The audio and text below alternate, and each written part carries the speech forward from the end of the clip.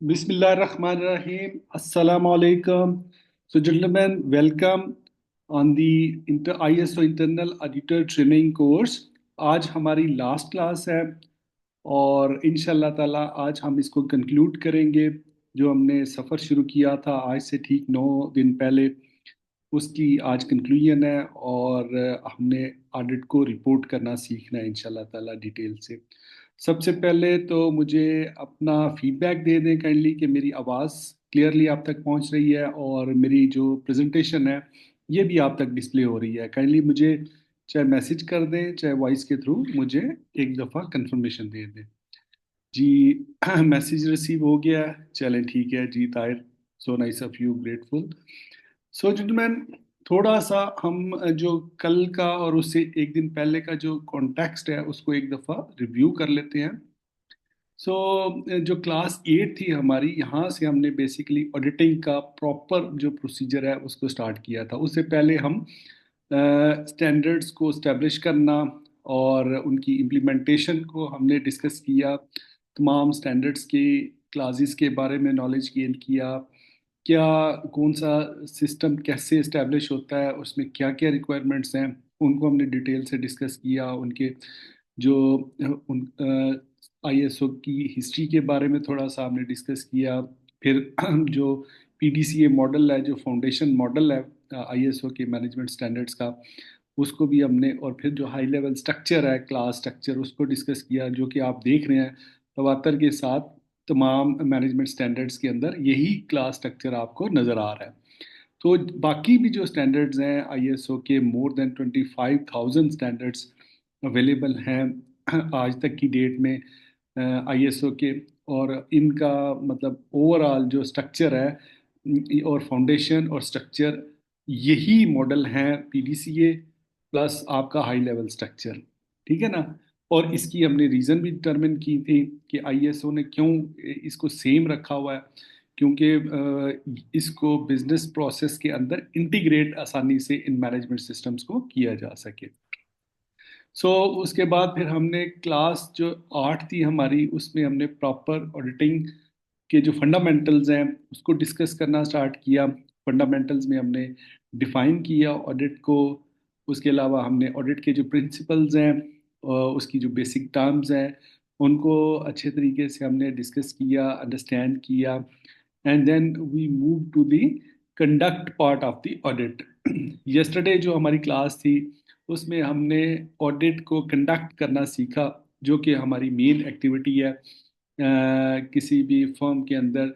जब हम as a internal auditor या एक्सटर्नल ऑडिटर हम वहाँ पे परफॉर्म करते हैं, तो वहाँ पे हमने वो ऑडिट किस तरह कंडक्ट करना होता है, उसके अंदर ऑडिट को इनिशिएट किस तरह किया जाता है, ऑडिट की प्लानिंग किस तरह की जाती है, फिर उसके बाद ऑडिट की जो एक्टिविटीज़ हैं वो परफॉर्म कैसे की जाती हैं, ओपनिंग मीटिंग, क्लोजिंग मीटिंग, ये सारी जो टर्मिनोलॉजीज थी इनके ऊपर कल हमने डिटेल से बात की। ठीक है।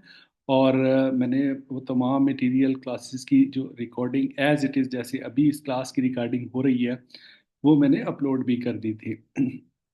सो दैट के मतलब अगर आप इन फ्यूचर भी उससे कोई बेनिफिट लेना चाहें, उस रिकॉर्डिंग को रिव्यू करना चाहें, तो आपको मुश्किल ना हो, आसानी से आप तमाम जो लेक्चर्स हैं उनकी रिकॉर्डिंग सुन सकें लेसन्स की, और इसके साथ साथ जो नोट्स हैं उनको रिव्यू कर सकें, क्विज़ेस को अटेंड कर सकें। आई होप कि वो मतलब एक किस्म की आपकी बड़ी अच्छी उसकी रिवीजन भी हो रही है और तैयारी भी हो रही है। फिर साथ हमने इवाल्वेशन भी की, हमने क्विज भी किया, डिस्कशन भी की। That was a wonderful participation from your sides. ठीक है ना। तो फिर हम फंडामेंटल्स ऑफ ऑडिट्स को डिस्कस किया, then conduct of the audit. आज हमारा जो कंक्लूजन है that is the reporting of the audit, जो कि एसेंस है ऑफ आपकी जितनी एफर्ट्स आपने पीछे की होती है उसका निचोड़ है, जिसको कहते हैं निचोड़। आज हम डिस्कस करेंगे जी ऑडिट को रिपोर्ट कैसे किया जाता है। Let's move to the agenda. Gentlemen, today we have following agenda points. Number एक, तो सबसे पहले मैं आपको ब्रीफ करूंगा कि एक जो प्रोफेशनल ऑडिट रिपोर्ट होती है उसके जो बेसिक कंटेंट्स होते हैं वो क्या क्या होते हैं, और उसकी जो प्रोफेशनल राइटिंग होती है उसमें क्या चीज़ें अवॉइड करनी चाहिए और किस तरह राइटिंग करनी चाहिए। ठीक है ना, मतलब इसमें कुछ टिप्स हैं आपके लिए, प्रोफेशनल टिप्स हैं, जो कि एक प्रोफेशनल ऑडिटर के लिए इनका जानना ज़रूरी होता है। क्योंकि देखिए, ऑडिटर्स तो बहुत सारे होते हैं। अब ऑडिटर्स के अंदर भी बड़े बड़े अच्छे प्रोफेशनल ऑडिटर्स भी होते हैं, दरमियाने लेवल के भी होते हैं, लो लेवल के भी ऑडिटर्स होते हैं। तो आपको अगर अच्छी प्रोफेशनलिज्म को अप्रोच करना है, अचीव करना है, तो आपको फिर जो प्रोफेशनल मेथड्स हैं, जो प्रोफेशनल टर्म्स हैं, उनको अंडरस्टैंड करना और फिर उनके ऊपर एक्ट करना अकॉर्डिंग टू द सिचुएशन, वो ज़रूरी है। एटलीस्ट आपको पता होना चाहिए, ताकि अगर इस तरह की कोई सिचुएशन आपके सामने आ जाए तो आप उस पर एज इट इज़ एक्ट कर सकें, ठीक है ना, मतलब उस तरह उसको अमल कर सकें। फिर सेकेंड हमारा जो एजेंडा पॉइंट है आज वो बेसिकली हमारी ऑडिट रिपोर्टिंग है के ऊपर एक डिटेल से फॉर्मेट है, ठीक है। और इसकी मैं आपको ब्रीफिंग दूंगा, और इस पे इंशाल्लाह बात होगी। अच्छा, मैं यहाँ पे थोड़ी सी माजरत चाहूँगा आपसे। ये एक्चुअली ना प्रेजेंटेशन थोड़ी सी रॉन्ग मेरे से शेयर हो गई है। मैं जो करेक्ट वाली है ना उसको शेयर करता हूँ, थोड़ी सी मैंने इसमें चेंजेस की थी, तो वो मेरा ख्याल है जो प्रीवियस है वही शेयर होगी। मैं इसको स्टॉप कर रहा हूँ, और दूसरी जो प्रेजेंटेशन है वो मैं शेयर करता हूँ आपके साथ, ठीक है। उसमें और भी एजेंडा पॉइंट्स थे, इसमें वो शामिल नहीं है। तो एक एक आध मिनट दीजिएगा मुझे, बल्कि चंद सेकंड में इंशाल्लाह हो जाएगी।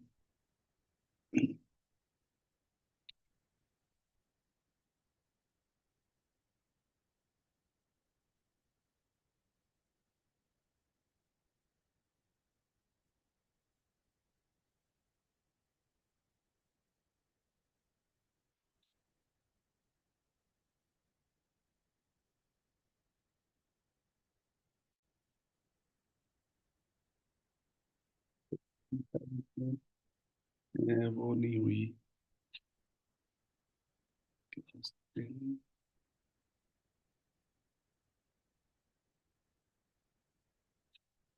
हाँ, ये करेक्ट वाली अभी मैं आपसे शेयर कर रहा हूँ बस।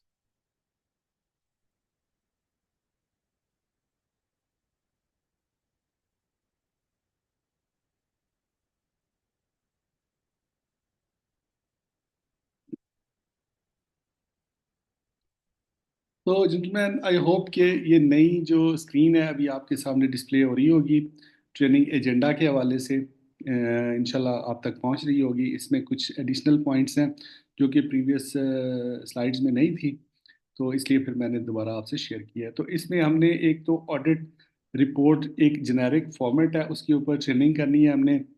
ऑडिट रिपोर्ट का कंप्लीट फॉर्मेट मैं आपको अंडरस्टैंड करवाऊंगा, और उसके कंटेंट्स क्या होते हैं, किस तरह उसमें किस किस सेक्शन में क्या क्या चीज़ें लिखी जाती हैं, उसके ऊपर बात करेंगे हम। उसके बाद फिर हमारा अगला पॉइंट है ऑडिट प्रैक्टिस। हम एक सिनेरियो बेस्ड प्रैक्टिस भी करेंगे, ठीक है। और वो सिनेरियो मैंने आपके लिए प्रिपेयर किया हुआ है, और मैं आपको एक क्लॉज का ऑडिट करके दिखाऊंगा यहाँ पे आपके साथ मिलके, इंशाल्लाह हम उसको करेंगे। उसके बाद फिर जो लास्ट हमारा एजेंडा पॉइंट है, that is briefing on practical assignment. क्योंकि अभी आपके दो टेस्ट रहते हैं, जिनमें एक प्रैक्टिकल असाइनमेंट्स और एक रिटन टेस्ट है। तो प्रैक्टिकल असाइनमेंट्स आज मैं आपको सेंड कर दूंगा। आप इस पे काम शुरू कर दीजिएगा। पहले मैं आपको ब्रीफिंग दूंगा इसके ऊपर, और उसके बाद 1 वीक का आपको टाइम मिलेगा उस एक्टिविटी को, उस प्रैक्टिकल असाइनमेंट को तैयार करके मैं आपको ईमेल दूंगा। आप उस ईमेल के ऊपर मुझे सेंड करेंगे, ठीक है।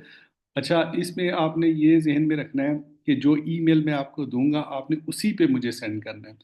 अगर कहीं और आप सेंड करेंगे व्हाट्सएप में या किसी और ईमेल के ऊपर, तो वो मैं कंसिडर नहीं करूँगा। इसलिए कि मैंने एक डेडिकेटेड ईमेल बनाया हुआ है सिर्फ इसी पर्पज़ के लिए, जहाँ पे मुझे मेरे जो लर्नर्स हैं वो अपनी रिपोर्ट्स वगैरह सेंड करते हैं। तो वो फिर मैं कंपाइल करने में मुझे आसानी हो जाती है, सारा मेरा डेटा वहीं पे सेव होता है। तो फिर मतलब है कि कोई ये मतलब है कि बीच में अगर वहाँ पे मुझे नहीं रिसीव हुई ईमेल, तो मैं इन्फॉर्म कर देता हूँ।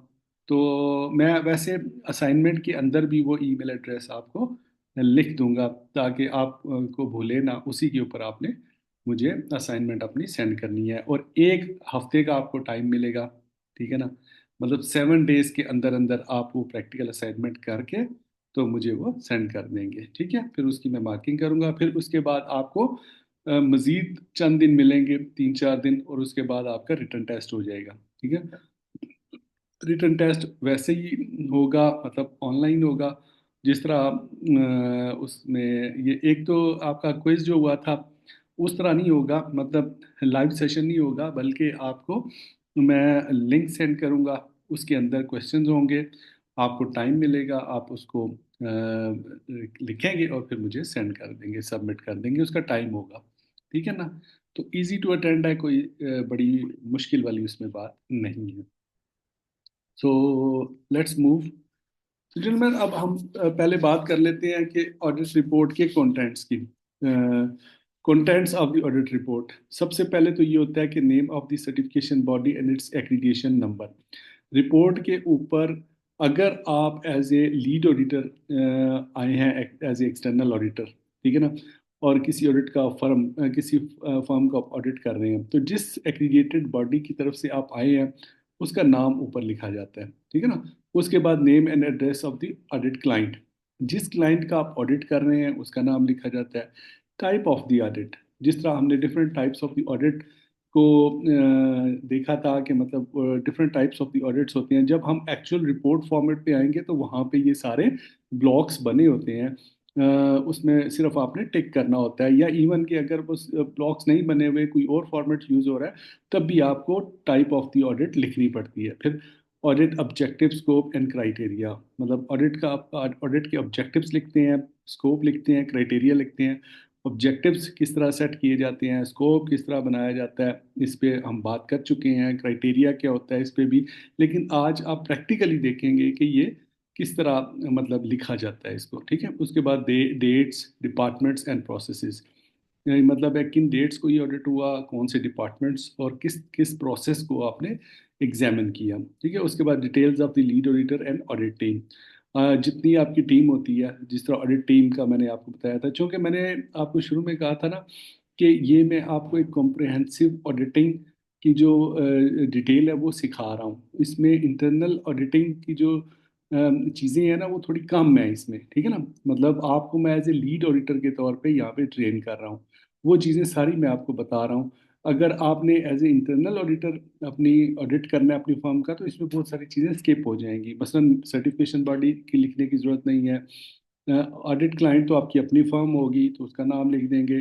टाइप ऑफ द ऑडिट मतलब है कि जिस तरह सर्विलेंस ऑडिट होता है, या मतलब कि इंटरनल ऑडिट टाइप 1 होता है, 2 होता है, वो लिख देंगे।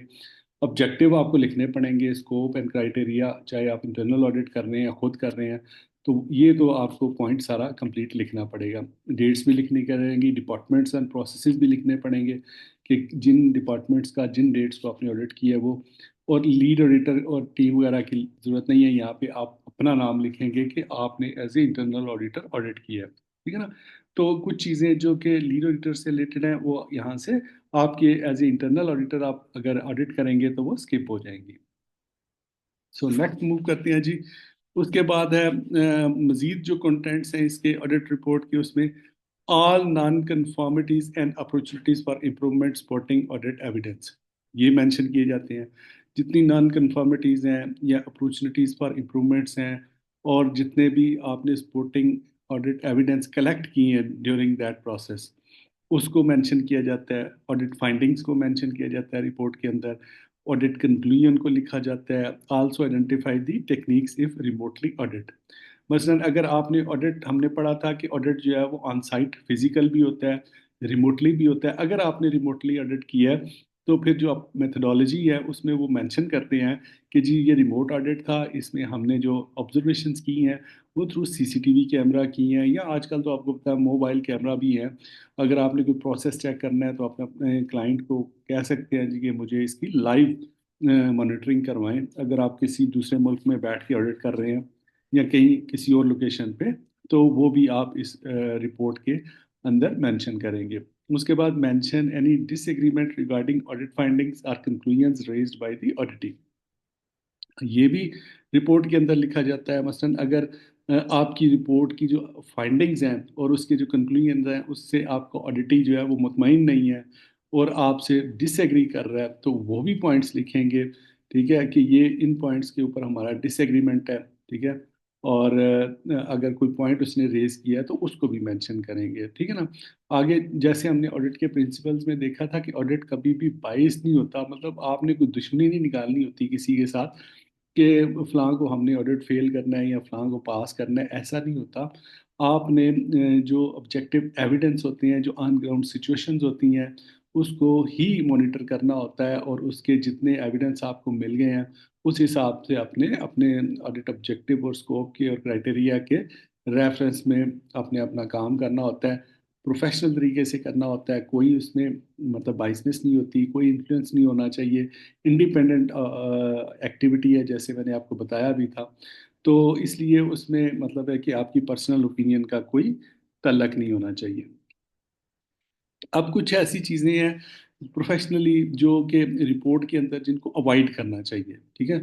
ये मतलब इस तरह की जो सेंटेंस हैं, जिस तरह मैं आगे आपको बताऊंगा, उनको नहीं वहाँ पे उस तरह मेंशन करना चाहिए। अमूमन ये प्रैक्टिस होती है, जो अनट्रेंड या कम ट्रेंड ऑडिटर्स होते हैं वो इस तरह की रिपोर्टिंग अपने आप को पता नहीं मुतमईन करने के लिए या क्लाइंट को खुश करने के लिए या अपनी टीम को खुश करने के लिए कुछ इस तरह के जुमले लिख देते हैं, सेंटेंस लिख देते हैं, जो कि नॉन प्रोफेशनल्स होते हैं। इसका आपको पता होना चाहिए एज ए प्रोफेशनल ऑडिटर। क्या है जी वो, देखते हैं उनको। While writing the report make sure that audit findings and evidences are presented clearly, factually and objectively. ठीक है जी। आपने जो ऑडिट फाइंडिंग, जो मोस्ट इंपॉर्टेंट पार्ट होता है, उसी की बेस के ऊपर आपने ऑडिट को कंक्लूड करना होता है, मतलब अपना कंक्लूजन देना होता है कि ओवरऑल ऑडिट आपका किस सेंस में जा रहा है। क्या ये पास के सेंस में जा रहा है, डेफर है, या इम्प्रूवमेंट की ज़रूरत है, या नॉन कंफर्मिटी ज़्यादा है। तो जो आपकी फाइंडिंग्स है ना, वो बड़ा मैटर करती हैं, ठीक है ना। उसी की बेस के ऊपर आपकी कंक्लूजन से जो है ड्रा होती है। तो फाइंडिंग्स आपकी स्ट्रेट अवे एविडेंस बेस्ड होनी चाहिए, क्लियरली मतलब मेंशन होनी चाहिए, और फैक्चुअल होनी चाहिए। मतलब फाइंडिंग्स में जो आपने फाइंडिंग्स निकाली है, देखिए वो बेसिकली उसमें अच्छे पॉइंट्स भी तो हो सकती है ना, फाइंडिंग्स में गुड प्रैक्टिसेस भी हो सकती हैं, फाइंडिंग्स में अपॉर्चुनिटी फॉर इम्प्रूवमेंट्स भी हो सकती हैं, फाइंडिंग में नॉन कंफर्मिटी माइनर किस्म की भी हो सकती हैं, फाइंडिंग्स में मेजर नॉन कंफर्मिटी भी हो सकती है, या अगर आपने कंफर्मिटी को इवेलुएट की है ऑन सम स्केल, जिसमें उसको कोई आपने कैटेगराइज किया है, मतलब लो मीडियम हाई या मेजर माइनर और कैटास्ट्रॉफिक किस्म की नॉन कंफर्मिटी में उसको आपने लिखा है, तो वो फैक्चुअल होनी चाहिए वहाँ पे, ठीक है ना। ऑब्जेक्टिवली होनी चाहिए। ऑब्जेक्टिवली मीन्स के जो जिस तरह का मतलब क्राइटेरिया है आपको, या जो स्कोप है आपका, उसके अंदर रह के आपको काम करना होता है, उससे बाहर आपको नहीं जाना होता है। और जो जिस चीज़ का जो चीज़ नॉन कंफर्मिटी हो, उसी का एविडेंस वहाँ पे आप प्लेस करेंगे, किसी दूसरे को रेफर नहीं करेंगे जी ये नॉन कंफर्मिटी है लेकिन फलां डॉक्यूमेंट इसको सपोर्ट करता है कि जी नॉन कंफर्मिटी। ऐसा नहीं करेंगे, ऑब्जेक्टिवली करेंगे, ताकि आपका केस मजबूत हो, क्योंकि आप अपना केस प्रेजेंट कर रहे हैं ना एज ए ऑडिटर, ठीक है ना। तो क्या चीज वहां पे नहीं लिखनी चाहिए रिपोर्ट के अंदर? No personal opinion, report should be based on simple fact and finding, ठीक है ना। तो जब आप ऑडिट रिपोर्ट बनाते हैं ना, तो उसमें आपकी अपनी जात की कोई राय नहीं होनी चाहिए। फैक्ट फाइंडिंग एक स्टेटमेंट होती है, फैक्ट फाइंड जो आपने देखा, जो आपने अपने नॉलेज की बेस के ऊपर डॉक्यूमेंट्स को रिव्यू किया, उसमें जो आपको चीज़ ठीक लगी, मतलब जो जिसका कोई एविडेंस मौजूद है, तो वो करेक्ट है, उसको ओके करें। जो ठीक नहीं है उसको मार्क करें, ठीक है ना। और अगर कहीं पे अपॉर्चुनिटी फॉर इम्प्रूवमेंट है, आप समझते हैं कि मतलब कोई माइनर किस्म की मिस्टेक है जो कि इम्प्रूव हो सकती है, तो फिर उसको इम्प्रूवमेंट का मौका दें, ठीक है ना। अगर आप समझते हैं कि कोई मेजर नॉन कंफर्मिटी है जो कि इमीडिएट रिस्क है, कुछ ऐसे रिस्क हो सकते हैं ना जो अगर आप आइडेंटिफाई ना करें या उनको इमीडिएटली कंट्रोल ना करें, तो उससे बड़े हादसा हो सकते हैं, तो फिर उसमें रियायत ना करें, ठीक है ना। क्योंकि अगर आपने रियायत कर दी, मतलब आपने अपनी फाइंडिंग्स में वो चीज़ नहीं लिखी, और अगर वो कंपनी उसको कंट्रोल नहीं करती, तो खुदा ना खास्ता वहाँ पे अगर कोई बड़ा हादसा हो जाता है, तो फिर उसमें मतलब आपका भी कसूर काउंट होता है, ठीक है ना। तो जब आप रिपोर्ट लिखते हैं तो उसमें शुड का वर्ड, मस्ट का वर्ड, हैव टू का वर्ड, नीड्स टू का वर्ड अवॉइड करना चाहिए। इस तरह वो कैसे अवॉइड करना चाहिए, मैं आपको उसकी एग्जांपल्स भी देता हूँ, ठीक है ना। अपनी रिपोर्ट के अंदर इस तरह के पर्सनल ओपिनियन जिसमें शामिल होती है आपकी, वो वाले वर्ड अवॉइड करें। मिसाल के तौर पे एक एग्जांपल आपके सामने है कि अगर किसी कंपनी की क्वालिटी पॉलिसी का आप डॉक्यूमेंट चेक किया आपने, ठीक है ना, तो वहाँ पे क्वालिटी पॉलिसी जो है ना वो उसके एमडी ने, उस कंपनी के एमडी ने साइन नहीं की हुई, ठीक है ना, ये चीज़ आपको एविडेंस मिला है वहाँ पे। आपने जब क्वालिटी पॉलिसी का डॉक्यूमेंट मंगवाया तो उसको चेक किया, रिव्यू किया, देखा उसके ऊपर एमडी के साइन नहीं है, तो उसकी रिपोर्टिंग आप कैसे करेंगे, यानी उसका आप लिखेंगे कैसे? आप इस तरह नहीं लिखेंगे जो रेड में लिखा हुआ है, instead of writing that the quality policy should be signed by the MD. मतलब अगर आप लिखेंगे ना should be signed by the MD, तो ये आपके पर्सनल ओपिनियन में काउंट होगा, जो कि नॉन प्रोफेशनल अप्रोच है। आप इसको करेक्ट कैसे लिखेंगे? दी सॉरी, सिक्योरिटी का लफ्ज आ गया, the quality policy was not signed by the MD, ठीक है ना। जो करेक्ट वर्डिंग है ये है, the quality policy was not signed by the MD. जो फैक्चुअल फैक्चुअल स्टेटमेंट है वो लिखेंगे। आप कोई ऑर्डर या इंस्ट्रक्शंस नहीं देंगे कि उसको ये करना चाहिए था, ठीक है ना, क्योंकि आपकी अथॉरिटी फैक्ट फाइंडिंग है, आपने फैक्ट को फाइंड करना है, ना कि आपने कुछ अपनी ओपिनियन वहाँ पे काउंट करनी है। इस चीज़ की आपको मेरा ख्याल है आप अंडरस्टैंडिंग बन गई होगी कि आपने अपनी रिपोर्ट के अंदर किसी किस्म की पर्सनल ओपिनियन जो है उसको ऐड नहीं करना। अब और इसकी एग्जांपल ये देख लें, you can include opportunities for improvements but it should not be appropriate solution. जब आप अपॉर्चुनिटी फॉर इम्प्रूवमेंट अपनी फाइंडिंग्स के अंदर लिखते हैं, तो उसमें भी आपने चैंपियन बन के उनको कंट्रोल सोल्यूशन नहीं बताना, बल्कि उनको एक अपॉर्चुनिटी ऑफ इम्प्रूवमेंट की सजेशन देनी है। और कंपनी का काम है कि उसको कंट्रोल करें या ना करें। आप मतलब आपने ये ठेका नहीं लेना जी कि आप उसको कोई ऑर्डर दें या इंस्ट्रक्शन दें कि जी ये ठीक करो। ये कंपनी का काम है उसको ठीक करे या ना करे, नहीं करेगी तो अपने लिए उनका नुकसान है, करना है तो फिर ज़ाहिर है उनका ऑडिट भी क्लियर होगा और अपनी इम्प्रूवमेंट भी होगी। Instead of writing full time staff should be included, ठीक है ना, शुड का लफ्ज आ गया ना यहाँ पे। अब instead of writing full time staff should be included in the company's training program, यानी आप यहाँ पे उनको कोई इंस्ट्रक्शंस ना दें कि जी आपको ये करना चाहिए, बल्कि लिखें there is a opportunity for improvement to improve the training processes with contractors. मतलब आप यानी प्रोफेशनल वर्ड में लिखेंगे उसको, ना कि आप शुड, वुड, मतलब या कैन, या मतलब है कि डू, इस तरह की जिस तरह के मैंने आपको पीछे सेंटेंसेस बताए हैं उनको अवॉइड करेंगे, ठीक है। आगे चलते हैं जी। The audit client always required to analysis the results of the audit, evaluate themselves for the root causes of the NCs, develop appropriate corrective actions and corrections। ठीक है जी। यहाँ पे जैसे मैंने आपको बताया ना कि आपने एज ए चैंपियन उनको कोई मतलब है कि कंट्रोल मेजर्स खुद नहीं सजेस्ट करना, आपने एक अपॉर्चुनिटी फॉर इम्प्रूवमेंट उनके लिए आइडेंटिफाई कर दी अपनी ऑडिट फाइंडिंग के अंदर। No, it is the prerogative of the audit client, जिसका आपने ऑडिट किया है वो उसको कंट्रोल कैसे करे। अब मसलन वहाँ पे अपनी सजेशन के अंदर मैं आपको यहाँ पे मिसाल देता हूँ कि कैसे वो नॉन ऑपरेशनल अप्रोच हो जाती है प्रोफेशनल के, अगर आप अपनी ओपिनियन उसमें शामिल करते हैं। मसलन आप ये कहते हैं कि जी इस जगह पे हेलमेट पहनने चाहिए थे तमाम वर्कर्स को, लेकिन उन्होंने जो मुतलका स्टैंडर्ड की हेलमेट है वो नहीं पहने हुए थे, नॉन कंफर्मिटी तो आपने आइडेंटिफाई कर ली, या उसको आप अपॉर्चुनिटी फॉर इम्प्रूवमेंट कह लें, ठीक है ना। तो आप ये लिख देते हैं जी कि उनको ये करना चाहिए था, ठीक है ना। अब कंपनी ये समझेगी कि यार ये हमारे ऊपर ऑब्लिगेशन है, ठीक है ना, हो सकता है कि वो इतने महंगे हों तमाम वर्कर्स के लिए हेलमेट्स की, अभी वो अफोर्ड ना कर सकती वो कंपनी, ठीक है ना, तो अभी वो इसको ना मतलब है कि वो मैनेज कर पा रहे हो। तो अगर आप उनको ये इस तरह की सिचुएशन दे देंगे तो वो अपने ऊपर इसको बाइंडिंग समझ लेंगे, ठीक है ना। और आप तो उनको मतलब है कि बाउंड नहीं कर सकते ना, आपने तो सिर्फ उनकी आइडेंटिफिकेशन करनी है इश्यूज की, प्रॉब्लम्स की। तो हो सकता है उनका बजट ही ना हो उसको परचेज करने का एट दैट टाइम। तो इसलिए पर्सनल ओपिनियन बिल्कुल भी आप उसके अंदर ऐड नहीं करेंगे, और क्लाइंट आपका जो है उसको एनालिसिस भी करने देंगे, उसको जो भी रिजल्ट्स हैं उनको इवेलुएट करें, उनको करेक्शन करें, उनके कंट्रोल मेजर किस तरीके से वो करता है। मतलब आप एक फर्ज करें, आप खुद से वहाँ पे सजेस्ट कर देते हैं जी कि ये वाला कंट्रोल मेजर आप यहाँ पे करें, जबकि उनके पास कोई उससे बेहतर सोल्यूशन हो जो कम कॉस्ट वाला हो, तो मतलब आप उनको बाउंड तो नहीं कर सकते कि सिर्फ इस वजह से कि आपकी सजेशन उन्होंने नहीं मानी तो आप उनकी रिपोर्ट फेल कर दें। अगर आप ऐसा करेंगे तो फिर ये नॉन प्रोफेशनल अप्रोच, क्योंकि जो ऑडिट क्लाइंट्स होते हैं उनके पास अपील का राइट भी होता है, ठीक है ना। अगर वो आपकी फाइंडिंग्स गलत निकल आए तो ये आपकी नॉन प्रोफेशनलिज्म काउंट होती है, ठीक है जी। तो आप उनको मौका दें, वो उसको एनालिसिस करें और उसके मुताबिक अपने करेक्टिव एक्शन जो है तो उसको वो करें। सो जी, अब हम आ जाते हैं अपनी ऑडिट रिपोर्ट के ऊपर, क्योंकि अब हमारी डिस्कशन उसके ऊपर है। मैं इसको स्टॉप करता हूँ और मैं नई स्क्रीन आपसे शेयर करता हूँ।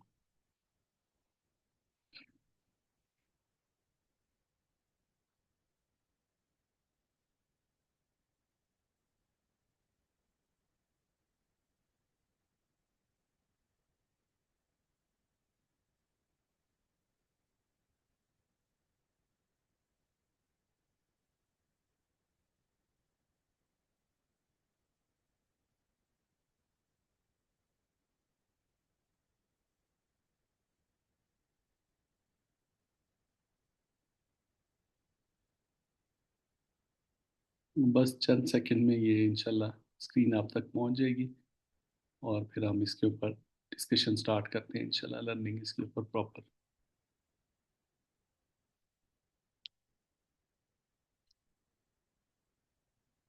जी बस ओपन हो रही है।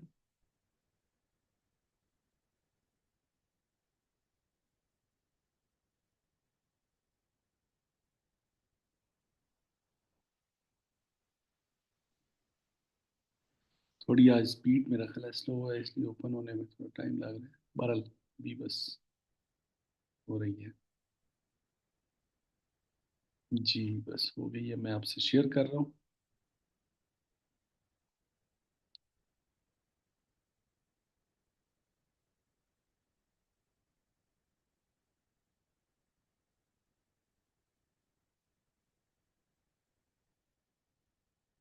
जितना मुझे काइंडली बताइएगा कि अभी जो नई स्क्रीन मैंने आपसे शेयर की है ये आप तक डिस्प्ले हो रही है, जिसमें सेफ सर्कल ग्लोबल का एक लोगो भी नज़र आ रहा होगा आपको और एक वाइट शीट नज़र आ रही होगी। मुझे एक दफ़ा ज़रा कंफर्मेशन दे दें। ये एक सैम्पल ऑडिट रिपोर्ट है और ये ट्रेनिंग पर्पस के लिए हम यूज़ करते हैं। इसका फॉर्मेट, इसमें सारी चीज़ें आपको मैं डिटेल से एक्सप्लेन करता हूँ। जी ठीक है। किस्सा नजर आ रहा है अल्हम्दुलिल्लाह। चलें, ग्रेट, थैंक यू। सो इस पे स्टार्ट करते हैं। पहले हमारी जो रिपोर्ट होती है, एक प्रोफेशनल टाइटल पेज होता है जिसमें आप अपना जो है उसका टाइटल लिखते हैं ऑडिट का, ठीक है, कौन सा ऑडिट आपने किया, ऑनर इस ऑडिट का कौन है, क्लासिफिकेशन क्या है इसकी, कॉन्फिडेंशियल मतलब रिपोर्ट है, किस किस्म की इसकी मतलब है कि कॉन्फिडेंशियलिटी किस लेवल की है, कि कौन सा पार्ट कितनी किस हद तक शेयर किया जा सकता है, स्टेटस इस रिपोर्ट का रिलीज्ड, ठीक है। तो इस तरह आप अपना लोगो शोगो भी उधर कंपनी का लगा सकते हैं जिनका आपने ऑडिट किया है, ठीक है ना। या अगर आपने ऑडिट किया तो आप अपनी कंपनी का भी लोगो लगा सकते हैं। तो आगे चलते हैं। शुरू में डिस्ट्रीब्यूशंस है, the content of this report must not be disclose to a third party without the agreement of the ABC client. ABC basically आपका एक क्लाइंट है जिसका आपने ऑडिट किया है, और आपकी फर्म जिसने ऑडिट किया है उसका नाम है सेफ सर्कल ग्लोबल, ठीक है ना। ये सेफ सर्कल ग्लोबल ने ऑडिट किया है और एबीसी कंपनी है जिसका ऑडिट किया गया है, ठीक है।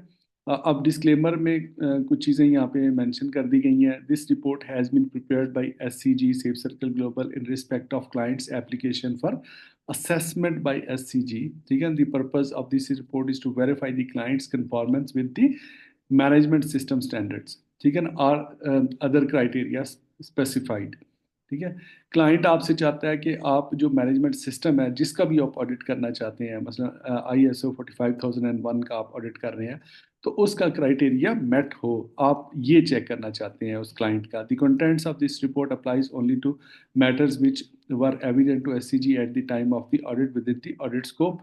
यानी जो मैटर्स ऑडिट स्कोप से रिलेटेड है सिर्फ उन्हीं को टच किया जाएगा, अदर देन दूसरे जो इश्यूज हैं उनको आप टच नहीं कर सकते, ठीक है। एससीजी डज नॉट वारंट और otherwise comment upon the suitability of the contents of the report or the certificate of any particular purpose for use. SCG accept no liability whatsoever for consequences to or actions taken by third parties as a result of or in reliance upon information contained in this report or certificate. इसका मतलब ये है कि आप इस report के contents जो हैं, फाइंडिंग्स हैं या कंक्लूजन है, अगर कोई कंपनी खुद से इसको ड्रा करके अपनी कंपनी में इसको अप्लाई करे तो वो कहते हैं हम इस चीज़ के ज़िम्मेदार नहीं है, क्योंकि ये रिपोर्ट सिर्फ उसी ऑडिट से रिलेटेड है जिसको हमने किया है, जिस स्कोप को हमने एग्जामिन किया है, इसके रिजल्ट भी उसी हद तक महदूद हैं, ठीक है ना। तो ये एक डिस्क्लेमर शुरू में एक फॉर्मल होता है, ये दिया जाता है। उसके बाद हम कंटेंट पेज के ऊपर आ जाते हैं कि आपके इस ऑडिट रिपोर्ट के जो कंटेंट्स हैं वो क्या क्या होंगे। सबसे पहला जो आपका सेक्शन होता है जिसमें ऑडिट इंफॉर्मेशन होती है, ठीक है ना। दूसरा आपका सेक्शन होता है जिसमें ऑडिट प्रिपरेशन एंड मेथोडोलॉजी को एक्सप्लेन किया जाता है डिटेल से, ठीक है। और उसके बाद फिर सिग्निफिकेंट ऑडिट ट्रेल्स फॉलोड, फिर ऑडिट फाइंडिंग्स, फिर audit conclusions and audit recommendation, फिर annexure A non conformity report की जो मतलब फॉर्मेट है जो आपने टेम्पलेट यूज़ किया है उसको वहाँ पे दिया जाता है। फिर एनेक्सर बी है जिसमें सर्टिफिकेशन इंफॉर्मेशन है। अगर आप थर्ड पार्टी के तौर पे सर्टिफिकेट कर रहे हैं, मतलब आप आईएसओ की एक्रीडिएटेड बॉडी के तौर पे एज ए लीड ऑडिटर आए हुए हैं, तो जाहिर है वहाँ पे फिर on the basis of that audit आपने सर्टिफिकेशन इशू करनी है। तो उससे रिलेटेड ये चीज़ें हैं। एनेक्सर ए, एनेक्सर बी, सी, मतलब इसमें इंटरनल ऑडिट से रिलेटेड ये दो चीज़ें नहीं है, एनेक्सर बी और सी, ठीक है ना। तो आगे चलते हैं। आगे जैसे शुरू में आप एक फॉर्मल लेटर जो है वो उसको मेंशन कर देते हैं कि एज ए टीम लीडर जब आपने ऑडिट किया, प्लेस एंड डेट लिखते हैं टू मिस्टर, जिस कंपनी का भी आपने किया, organisation name etcetera. I have audited the management system of the company ABC, और यहाँ पे ऑर्गेनाइजेशन का नेम लिखते हैं। फ्रॉम मे, जिस डेट को भी आपने किया उस डेट मेंशन करते हैं। The main objective of this audit was to, मतलब जिस तरह समरी नहीं होती स्टार्ट में एक मतलब एग्जेक्टिव समरी जिसको कहते हैं, इस तरह एक एग्जेक्टिव समरी आप स्टार्ट में दे देते हैं कि इसमें आपने क्या क्या काम किया, किस तरह किया, क्या मेथोडोलॉजीज यूज़ की, जो कि आगे आपने डिटेल से काम किए उनकी सब की एक समरी जो है आपने यहाँ पे मेंशन कर दी, ठीक है ना। आप अपना नाम लिख दे, जो भी आप ऑडिटर हैं, अपना सारा ये मतलब एक समरी की तरह आपने यहाँ पे मेंशन कर दिया। उसके बाद हम प्रैक्टिकल फॉर्म पे आते हैं जी। ऑडिट इन्फॉर्मेशन इस तरह का आप टेबल बना सकते हैं, ठीक है ना। अब देखिए ये जो एक टेम्पलेट है ना, ये बड़ा कॉम्प्रिहेंसिव टेम्पलेट मैंने खुद इस्टेब्लिश किया हुआ है। ये बेसिकली ट्रेनिंग पर्पस के लिए हम यूज़ करते हैं ये, क्योंकि इसमें सारी चीज़ें हमने कवर की हुई हैं।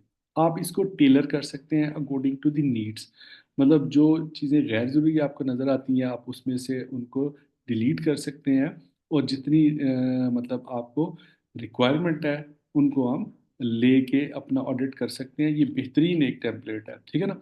इस तरह ऑडिट इंफॉर्मेशन में आप ऑर्गेनाइजेशन की इंफॉर्मेशन लिखेंगे जिसका आपने ऑडिट करना है। अगर आप आपकी अपनी कंपनी है तो उसी का नाम लिखेंगे, मतलब कंपनी नेम, कॉन्ट्रैक्ट नंबर। अगर आप कोई थर्ड पार्टी ऑडिट कर रहे हैं तो आपकी ऑडिट फर्म के साथ कोई कॉन्ट्रैक्ट हुआ था उसका कोई रजिस्ट्रेशन नंबर है तो वो मेंशन कर देंगे। फ़ोन नंबर कंपनी का, वेबसाइट कंपनी की, total number of the employees company के, total number of employees within the scope. अब ये दो चीज़ें हैं। एक तो वो ओवरऑल मसलन एक ऑर्गेनाइजेशन है, 1,000 एम्प्लॉयज़ हैं उसके, कुछ प्लांट उसके बाहर भी ममालिक में भी हैं, कुछ इधर है जहाँ पे जिस मुल्क में आप उसको ऑडिट कर रहे हैं, लेकिन आपके स्कोप में सिर्फ वो प्लांट है जिसका आप ऑडिट कर रहे हैं, तो उनका नंबर भी लिखेंगे और ओवरऑल उस कंपनी के जितने भी एम्प्लॉयज़ हैं उनका नंबर भी, ठीक है, लिखेंगे। उसके बाद उस कंपनी का कॉन्टैक्ट नेम, जो रिप्रेजेंटेटिव आपके साथ अटैच हुआ, जैसे हमने ऑडिट के कंडक्ट में भी ये प्लानिंग में भी बात की कि जो भी रिप्रेजेंटेटिव आपको डील करेगा कंपनी की तरफ से, उसका नाम, कॉन्टैक्ट नंबर, कॉन्टैक्ट फ़ोन, ये मेंशन करेंगे। और उसके बाद जो आपके मतलब है कि साइट्स हैं जिन अगर एक से ज़्यादा साइट्स का आपने ऑडिट किया है, मसलन मे बी एक एक सिटी में हो, दूसरा दूसरी सिटी में हो, तो मैंने आपको बताया ना कि ये जो फॉर्मेट है ये एक कॉम्प्रिहेंसिव फॉर्मेट है, मतलब जिसमें सारी चीज़ों को जेन में रख के टेम्पलेट बनाया हुआ है। आप इसमें इन चीज़ों को स्किप कर सकते हैं। मसलन अगर एक ही साइट है तो आप इसको मतलब इस खाने को ही उड़ा सकते हैं, इस टेबल को बीच में शामिल ही ना करें। आप यहाँ पे जो लिख दिए कि कंपनी का नेम है, कॉन्टैक्ट नंबर, अगर आपका इंटरनल ऑडिट है तो यहाँ पे कॉन्टैक्ट नंबर लिखने की जरूरत नहीं है। ठीक है ना, फ़ोन नंबर वगैरह आप चले लिख दें, वेबसाइट लिख दें, टोटल नंबर ऑफ एम्प्लॉयज़ आपको पता होगा, ठीक है, वो लिख दें। उसके बाद ऑडिट इन्फॉर्मेशन क्या है जी, कि ऑडिट किस किस्म का आप कर रहे हैं। ऑडिट स्टैंडर्ड यहाँ पे ऊपर मेंशन करेंगे, स्टैंडर्ड कौन सा है जिसको आप ऑडिट कर रहे हैं। इन्वायरमेंटल मैनेजमेंट स्टैंडर्ड है, या क्वालिटी का मैनेजमेंट स्टैंडर्ड है 9001, या कि हेल्थ एंड सेफ्टी का मैनेजमेंट स्टैंडर्ड है, या फूड सेफ्टी का मैनेजमेंट स्टैंडर्ड है, या कि आईएमएस मैनेजमेंट सिस्टम जो है जिसको आप ऑडिट कर रहे हैं, तो यहाँ पे वो मेंशन करेंगे। उसके बाद ऑडिट टाइप, कि ये किस किस्म का ऑडिट है, इनिशियल ऑडिट है, सर्विलेंस वन है, रीसर्टिफिकेशन और अदर, मतलब कोई और भी अगर कैटेगरी का ऑडिट आप कर रहे हैं ना। एक जो फर्स्ट ऑडिट होता है बिल्कुल इनिशियली, जिसको इनिशियल ऑडिट कहते हैं, वो भी लिख सकते हैं। अगर कोई और कैटेगरी का आप ऑडिट कर रहे हैं तो यहाँ पे आप उसको मेंशन कर सकते हैं अदर में, ठीक है ना। उसके बाद dates of the audit, audit किन किन डेट्स के अंदर हुआ उसको लिखेंगे, ड्यूरेशन 2 दिन, 3 दिन, 4 दिन, जितना भी, 1 दिन, जितना भी आपने लिया उसको मेंशन करेंगे। ऑडिट टीम लीडर कौन था उसका लिखेंगे। एडिशनल टीम मेंबर्स, जो आपकी टीम, अगर आपकी टीम है यानी एक से ज़्यादा लोग हैं तो वो टीम होती है ना, तो उनका आप यहाँ पे डेटा मेंशन करेंगे। एडिशनल अटेंडीज एंड रोल्स, अगर जैसे वो कोई, मैंने आपको बताया था ना कि अगर कोई आपने अपने साथ इंटरप्रेटर लगाना है, या आपने अपने साथ कोई गाइड्स लगाना है, ठीक है ना, तो अगर उसका कोई रोल है बीच में तो वो भी यहाँ पे मेंशन करेंगे, ठीक है ना। साइट्स ऑडिटेड, इसी तरह यहाँ पे फिर दोबारा अपनी साइट को जो है वो यहाँ पे मेंशन कर देंगे कि किस किस साइट को आपने ऑडिट किया है, ठीक है। उसके बाद स्कोप, ये इंपॉर्टेंट पॉइंट है कि स्कोप आपने यहाँ पे लिखना है, ठीक है ना। ऑडिट स्कोप, ये पूरा एक टेबल बना हुआ है जिसके अंदर आप उस ऑडिट का स्कोप लिखेंगे। Date and version of the scope statement, जो मतलब है कि कंपनी ने आपको ऑडिट स्टेटमेंट दी है, ठीक है ना, उसका जो भी वर्जन है वो, क्योंकि हर डॉक्यूमेंट का एक नंबर होता है ना, आपको पता है, उसका एक वर्जन नंबर होता है और उन डॉक्यूमेंट्स के ऊपर मेंशन होता है। जिस तरह इस डॉक्यूमेंट का एक वर्जन नंबर है, तो अगर आपके पास कंपनी का स्कोप आप को मिल गया है तो उसमें अगर कोई डॉक्यूमेंट उनका बना हुआ है तो उसका कोई वर्जन नंबर होगा, जो उस ऑडिटी ने आपको प्रोवाइड किया होगा, यहाँ पे आप मेंशन कर सकते हैं। Has scope change since last audit, के क्या जो स्कोप था ऑडिट का, जो पिछले ऑडिट में जो स्कोप था, क्या उसमें कोई चेंजिंग हुई है, अगर हुई है तो मेंशन कर देंगे, नहीं हुई, फर्स्ट ऑडिट है तो आपको ये चीज़ें मेंशन करने की ज़रूरत नहीं है। All scope exclusions are appropriate and justified, ये भी मतलब है कि इससे स्कोप से रिलेटेड चीज़ है, आप इसको चाहें तो मेंशन कर सकते हैं। अगर आपका इसमें रोल नहीं बनता तो आप सिर्फ और सिर्फ स्कोप लिखेंगे। ये देखें यहाँ पे सर्टिफिकेशन का वर्ड इसलिए लिखा हुआ है कि अगर आप as a lead auditor certificate audit कर रहे हैं, ठीक है ना, तो इसलिए सर्टिफिकेट। वरना अगर आप इंटरनल ऑडिटर ऑडिट कर रहे हैं तो आप इंटरनल का वर्ड लिख सकते हैं यहाँ पे, इंटरनल ऑडिट स्कोप, ठीक है ना।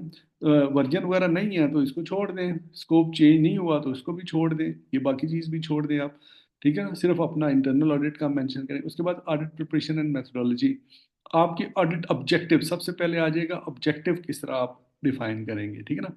जैसे मैंने कहा था शुरू में कि प्लानिंग में भी आप सबसे पहले अपने ऑडिट के ऑब्जेक्टिव लिखते हैं, स्कोप लिखते हैं, ठीक है ना, और मेथोडोलॉजी को मेंशन करते हैं, क्राइटेरिया मेंशन करते हैं। वो कैसे करते हैं अब यहाँ पे हम देखेंगे। The main purpose of this audit is to evaluate the implementation and effectiveness of the occupational health and safety management system, including evaluation of the conformity to the requirements of ISO 45001 2018, ठीक है ना। हमने basically जो जो health and safety का management system है, इसकी auditing हम कर रहे हैं उस कंपनी का जिसका हमने डेटा ऊपर लिख दिया, एबीसी कंपनी जो है। तो हम यहाँ पे मतलब स्टेटमेंट लिख रहे हैं कि the main purpose of this audit is to evaluate, हमने ये इवेलुएट करना है the implementation effectiveness of the occupational health and safety management system, कि जो इस कंपनी का health and safety management system है जो कि on the basis of this standard है, और उस कंपनी ने उसको इम्प्लीमेंट किया हुआ है, हमने उसको इवेलुएट करना है, यानी उसकी डिटेल एग्जामिनेशन हमने की है। तो क्या वो कंफर्म कर रही है तमाम क्राइटेरिया के साथ या नहीं, ये मेन हमारा पर्पस है ऑडिट का। उसके बाद specific objective of this audits are to confirm that यानी ये मेन आपका गोल हो गया, मेन पर्पस हो गया। उसके बाद स्पेसिफिक ऑब्जेक्टिव हो जाएंगे, वो किस तरह ये सारे ऑब्जेक्टिव सपोर्ट करेंगे आपके इस मेन पर्पस को या मेन गोल को। The specific objectives of this audit are to confirm that the organization has determined the boundaries and applicability of the management system in scope। ठीक है ना, कि उस ऑर्गेनाइजेशन ने अपना स्कोप प्रॉपर तरीके से डिटरमिन किया है, इस मैनेजमेंट सिस्टम के अंदर प्रॉपर तरीके से अपना मैनेजमेंट सिस्टम जो है अपना स्कोप जो है वो उसको मेंशन किया है। The management system confirms with all the requirements applicable of the audit standards. ठीक है ना, जो इस जिस मैनेजमेंट सिस्टम का आप ऑडिट कर रहे हैं, वो दूसरा ऑब्जेक्टिव क्या है कि आपने ये कंफर्म करना है कि ये क्लास 4 से लेके क्लास 10 तक जो कि ऑपरेशनल क्लासेस हैं इस मैनेजमेंट स्टैंडर्ड की, वो उनको कंफर्म कर रहा है, मतलब वो फुलफिल कर रहा है क्राइटेरिया, तमाम क्लासेस को फुलफिल कर रहा है वो मैनेजमेंट सिस्टम। उसके बाद the management system confirms with all applicable legal and regulatory requirements. जिस मैनेजमेंट सिस्टम का आप ऑडिट कर रहे हैं, वो मैनेजमेंट सिस्टम ये कंफर्म करता है कि उसके तमाम उन्होंने लीगल और रेगुलेटरी रिक्वायरमेंट्स जो है वो फुलफिल की हुई हैं। The management system is capable of achieving the objective of the organisation policy. और जो आपकी हेल्थ एंड सेफ्टी की पॉलिसी है उसके जो ऑब्जेक्टिव हैं वो अचीव करने की अहलियत मौजूद है, इसने अचीव किए हैं वो ऑब्जेक्टिव, अगर तो अचीव किए हैं, जिसके जिसके डॉक्यूमेंट एविडेंस आपको मिल जाएंगे, मैनेजमेंट रिव्यू मीटिंग से मिल जाएंगे, या मतलब आपको पिछले ऑडिट रिपोर्ट से मिल जाएंगे, या जो इंस्पेक्शंस वगैरह होती हैं उनसे मिल जाएंगे। एविडेंस तो आपने खुद सर्च करने हैं ना। The organization has established, implemented, maintained, and continually improved its management system, including the processes needed and their interaction in accordance with the requirements of the ISO 45001। यानी इस ऑर्गेनाइजेशन ने अपना जो मैनेजमेंट सिस्टम है उसको प्रॉपर इस्टेब्लिश किया है, proper implement किया है, और उसको मेंटेन कर रहे हैं on the basis of the evidence कि अगर वो प्रीवियस कोई उसकी एग्जामिनेशन हुई है, चेकिंग हुई है, मैनेजमेंट रिव्यू मीटिंग्स हो रही हैं, मॉनिटरिंग मेयरिंग हो रही है, इंटरनल ऑडिट परफॉर्म हो रहे हैं, तो इसका मतलब है कि ये फुलफिल कर रहा है। तो ये आपने ऑब्जेक्टिव हैं जो आपने अचीव करने हैं इस ऑडिट से। ठीक है ना, अब आप क्राइटेरिया मेंशन करेंगे। तो जैसे मैंने आपको बताया कि जिस मैनेजमेंट सिस्टम का आप ऑडिट कर रहे होंगे उसकी जो क्लॉजेज होती हैं और उसकी जो सब क्लॉजेज होती हैं वो उसका क्राइटेरिया होता है basically. The audit criteria, the set of requirements for this audits are all clauses including associated sub clauses of ISO 45000। Clause 4 audit criteria, इसकी एसोसिएटेड सब क्लासेस जो है ऑडिट क्राइटेरिया आपका क्लास 5 ऑडिट क्राइटेरिया है।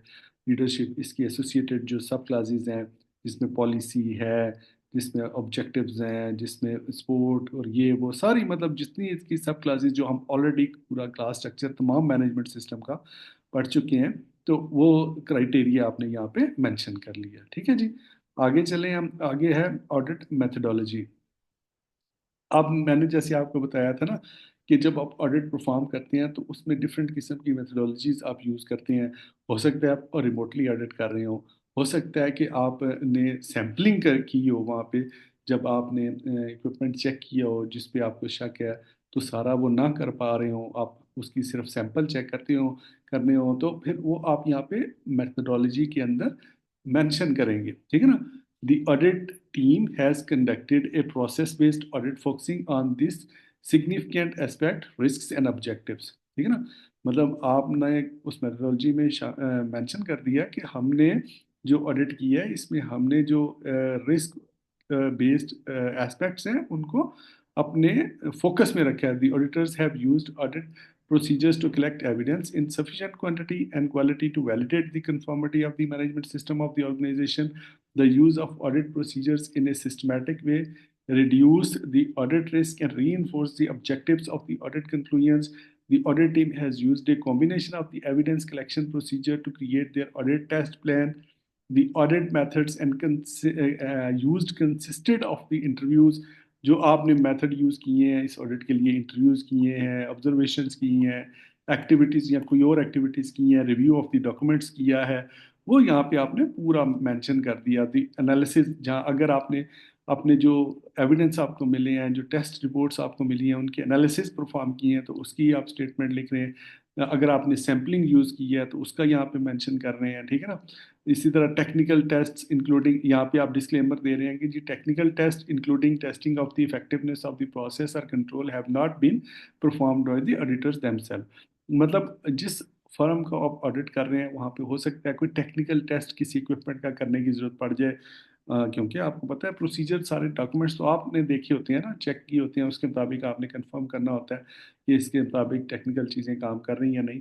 तो वो test वगैरह अगर वहाँ पे ऑन ग्राउंड कोई ज़रूरत पड़ती है तो वो आप खुद नहीं करेंगे, बल्कि उस ऑर्गेनाइजेशन के लोगों को कहेंगे कि आप टेस्ट करके हमें दिखाएं। मसलन अगर आपने फायर सिलेंडर चेक करना है तो फायर सिलेंडर आप खुद नहीं चेक करेंगे कि ये चलता है या नहीं, उन्हीं के लोगों को कहेंगे कि आप ये टेस्ट करके हमें दिखाएं, ठीक है जी। उसके बाद प्रीवियस ऑडिट रिजल्ट का एक सेक्शन है। अगर आपको प्रीवियस ऑडिट है तो उसका यहाँ पे मेंशन करेंगे, the results of the last audit of this system has been reviewed, कि वो आपने रिव्यू किए हैं, क्योंकि वो रिव्यू करना ज़रूरी है। जो आपका मतलब स्टैंडर्ड की रिक्वायरमेंट है कि जो इंटरनल ऑडिट की प्रीवियस रिपोर्ट्स हैं उनको आप रिव्यू करेंगे, उनको चेक करेंगे, ठीक है ना। अगर फर्स्ट है तो फिर ये बीच में रिक्वायरमेंट स्किप हो जाएगी। The results of the last audit of this system has been reviewed in preparation for this audit, in particular to assure opportunity correction and corrective actions have been implemented to address any non-conformity identified. This review has concluded that any non-conformity identified during previous audit has been corrected and the corrective actions continues to be effective. Any non-conformity identified during previous audit has not been addressed adequately and this specific issue has been redefined in the non-conformity section of this report. ठीक है, मतलब अगर आपकी जो previous audit के अंदर जो भी ऑडिट फाइंडिंग्स थी, अगर उन पे अमल हुआ है तब भी आप लिख देंगे, नहीं हुआ तब भी आप लिख देंगे यहाँ पे, ठीक है। उसके बाद ऑडिट प्लानिंग। उसके बाद आप ऑडिट प्लानिंग को किस तरह यहाँ पे मेंशन करेंगे, the team leader of the audit has established an initial contact with the auditee to make arrangements for this audit. जैसे मैंने आपको कल बताया था, कल के पूरी मैंने आपको ऑडिट को इनिशिएट करना, ऑडिट को स्टार्टिंग में जो हमने पढ़ा था कि ऑडिट को इनिशिएट किया जाता है, फिर उसकी क्रेडिबिलिटी चेक की जाती है, ऑडिट की फिजिबिलिटी चेक की जाती है, फिर प्लानिंग की जाती है, वो सारी फिर यहाँ पे आप इसमें मेंशन करेंगे अपनी कंप्लीट प्लानिंग, जो यहाँ कल भी मैंने आपको डिटेल से पढ़ाई थी, वही यहाँ पे इस प्लानिंग के अंदर ये पैराग्राफ मेंशन हुआ हुआ है। अगर आपने अपने ऑडिट के दौरान में जो इंटरव्यूज़ किए हैं, जो लाजमी किए होंगे आपने, ज़ाहिर है आपने जब उसकी एग्जामिनेशन करनी है प्रोसीजर्स की, तो फिर आपने चेक भी तो करना है कि मतलब अगर कहीं पे आपको शक हो गया तो वहाँ पे जो जो लोगों के आपने इंटरव्यूज़ वगैरह किए हुए होंगे उनका आप यहाँ पे मेंशन करेंगे, name, title, department, opening meeting में कोई अगर इंटरव्यू, अगर वो बंदा ओपनिंग मीटिंग में शामिल था तो उसका, या क्लोजिंग में शामिल था, या डेट ऑफ इंटरव्यू वो मेंशन कर देंगे यहाँ पे आप। उसके बाद है ABC complaint and appeal process. ये भी एक सेक्शन है कि क्या आप उस कंपनी जिसका आप ऑडिट कर रहे हैं उसको अपील का राइट है या नहीं है। एनी क्लाइंट में appeal any decision made by the auditing, ठीक है जी। यानी आपकी ऑडिट को चैलेंज भी किया जा सकता है, आपकी रिपोर्ट को चैलेंज, आपकी फाइंडिंग्स को चैलेंज भी किया जा सकता है, अगर अपील ऑफ राइट जो है वो उस कंपनी को मौजूद है। तो यहाँ पे ये चीज़ हमने मेंशन कर दी है, ठीक है जी। उसके बाद है सिग्निफिकेंट ऑडिट ट्रेल्स। ये भी एक इम्पॉर्टेंट पार्ट है। मेरा ख्याल है कि थोड़ी सी ब्रेक ले लेते हैं, 5-7 मिनट की, 50 मिनट्स हो गए हैं, तो मेरा ख्याल है 7-8 मिनट की ब्रेक लेते हैं ताकि ये हमारी रिकॉर्डिंग भी कन्वर्ट हो जाए प्रॉपर, और फिर इंशाल्लाह ताला हम ठीक तकरीबन 9-10 मिनट के बाद जो है ना वो दोबारा ज्वाइन करने हैं। जैसे ही वो रिकॉर्डिंग कंप्लीट होती है कन्वर्जन की, तो फिर मैं दोबारा आपको मैसेज कर दूंगा, तो आप रीज्वाइन कर लीजिएगा इसी लिंक के साथ, ठीक है ना। थोड़ा फ्रेश भी हो जाए और फिर इंशाल्लाह हम मिलते हैं ब्रेक के बाद, ठीक है जी। ओके।